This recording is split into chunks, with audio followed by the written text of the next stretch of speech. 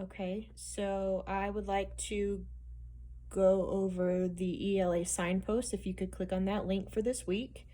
And the ELA signposts are different strategies we use to figure out more detail about the story.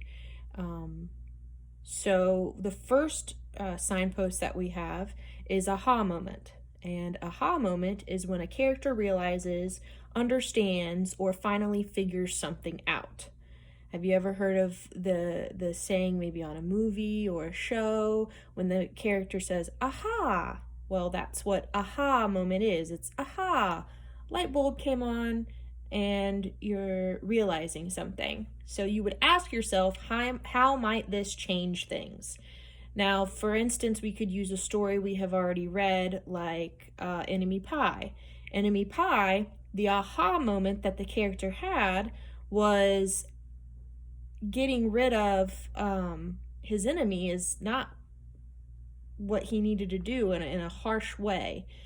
Getting rid of his enemy by being kind actually got rid of his enemy and he became a friend. So that was the aha moment. Like, you don't have to be mean to get rid of an enemy. If you're nice, they'll become your friend. And that's his aha moment. It's usually related to the theme and the lesson you can learn. So that was the aha moment. And then how might this aha moment change things? Well, the boy in the story went from hating Jeremy to actually being his friend and having fun with him. So that's how the aha moment changed things. Okay, so the next signpost is word to the wise. Word to the wise is when a wiser, usually older character takes another character's serious advice. This can also be used in Enemy Pie. So you would ask yourself, what is the life lesson and how could it affect the character? Word to the wise, when a wiser, usually older character takes another character's serious advice. So the wiser character in Enemy Pie was Dad, and the younger character taking the advice would be the boy, whose name we never actually figure out. But it would be his son, which was the boy in the story. And the dad gives advice to getting rid of an enemy. So the younger boy was actually taking advice from an older character in the story. So that would be, and then what you would do is you would record or prove what lesson this person used by telling me what the words were that the wiser and older person used. So the next signpost is tough questions. When a character asks themselves a tough question, you're going to ask yourself, what does this tough question make me wonder?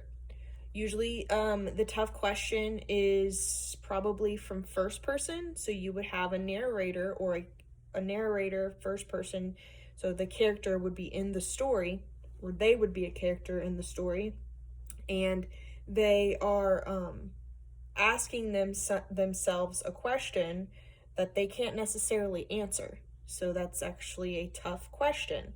So whenever you hear that happen, you need to think, well, what does this make me think about? So when they are thinking out loud or they are expressing their tough questions to themselves in the story, as the reader, you need to think about and have your own thoughts on what they are asking themselves. So that's tough questions. Again and again. The author wants to create or reinforce a certain image, idea, or feeling. And you ask yourself, why does the author keep bringing this up? We could use Piggy Book for an example. Remember the book we read about the two sons, the dad and the mom who always did everything? A few times, some stuff was repeated multiple times. In the very nice house, with the very nice car, with the very nice. So the author wanted to create or reinforce a certain image, idea, or feeling. So they were mentioning again and again the word nice. The author wanted you to know that the house was nice, the car was nice, the inside of the house was nice. They were trying to create that image that you knew everything was nice. So you ask yourself, why does the author keep bringing this up? Well, who makes it all nice? Who washes the clothes that are nice? Who took care of the house? Mom, we found out. So the reason they kept mentioning it again and again, which is the other signpost, is because the author wanted you to realize that all of these things were nice because of Mom. And we have memory moment.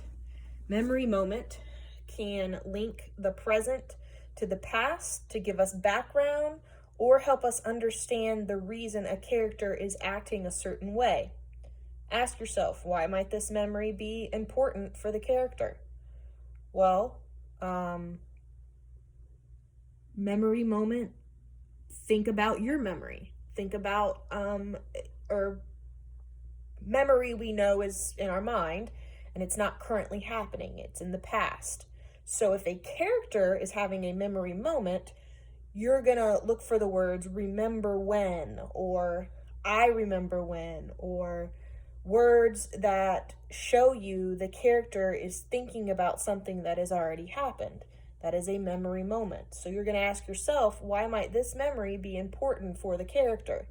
So, for instance, when we read One Green Apple with the Muslim girl who was on the farm with her classmates and they were picking apples, the red and green apples, her memory moment was all of the children and the dogs. So she was having a memory of her school, and it was relating to what she was experiencing at her new school.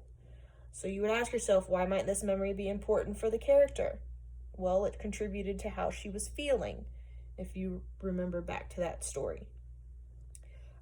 So those are the signposts that we're going to be using for Esperanza Rising. And if you need to refer to those, you can go back to the PowerPoint that I created, and you will be required to label 1 to 2 of those on discussion questions that we go through.